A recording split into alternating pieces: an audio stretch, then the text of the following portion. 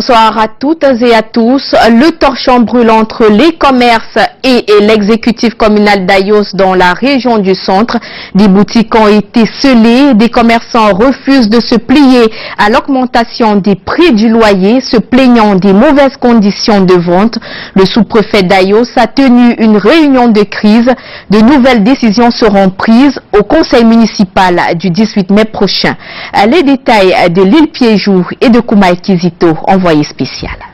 Ayos, région du centre, de nombreuses boutiques sont fermées. Pendant près de 48 heures, l'activité économique est au ralenti. L'exécutif municipal a décidé sans aucune raison d'augmenter les prix des loyers, ceci sans le consentement des commerçants. Nous subissons certains abus ici depuis le mois de juin, de janvier. On avait envoyé des propos, soit disant qu'ils devaient augmenter le loyer à 50%. Nous sommes en pourparlers, nous avons saisi notre sous-préfet. À notre grande surprise, nous sommes encore en pourparlers, des ordres de recettes sont tombés exorbitants. C'est depuis janvier 2018 que le malaise existe. À l'origine, le maire d'Ayos, sans aucune explication, les loyers ont été augmentés. Les commerçants mécontents sont montés au créneau pour exprimer leur ras-le-bol. Le 28 mars 2018, sur l'initiative du sous-préfet d'Ayos, une réunion de médiation s'est tenue dans la salle des actes de la mairie. Selon les dernières conclusions, les commerçants payeront en plus du taux initial de 50% du loyer 100 francs CFA par jour pour ce qui est de la véranda. Malheureusement, cet accord n'a pas été respecté. Ce n'est pas le maire qui fixe les taux de loyer des bâtiments. Par contre, les conseillers ont voté et le préfet a sorti la délibération. Et ça date, on devait appliquer depuis janvier 2018.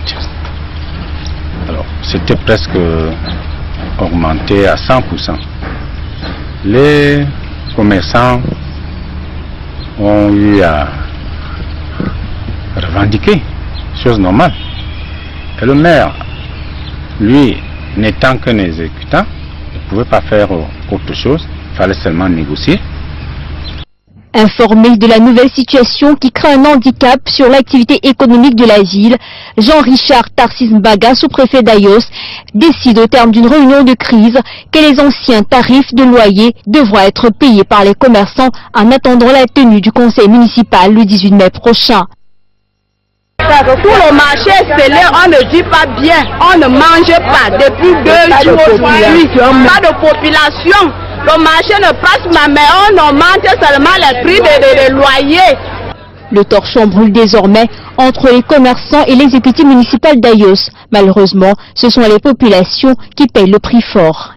Je n'ai pas pu faire mon marché, tous les boutiques étaient fermées par rapport à l'augmentation des prix des locaux de la mairie et ça n'a pas été chose facile pour tous les habitants que nous sommes.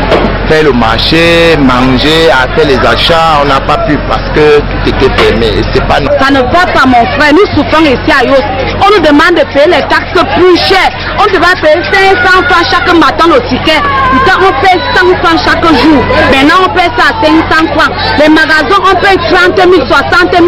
Les boutiques sont fermées, ça ne va pas ici à Ayos. Nous sommes fâchés. Regardez l'état de voiture, ça ne va pas. C'est mieux de payer et qu'on soit à la pure, qu'on soit à l'aise. Oui, bien ne va à Ayos. Pour l'instant, l'activité a repris son cours normal à Ayos, même si le climat social reste tendu. Le prochain conseil municipal servira de cadre de concertation pour trouver des solutions définitives à ce problème. Dans l'actualité, des équipes de la gendarmerie nationale ont effectué ce dimanche un contrôle routier sur l'axe Yaoundé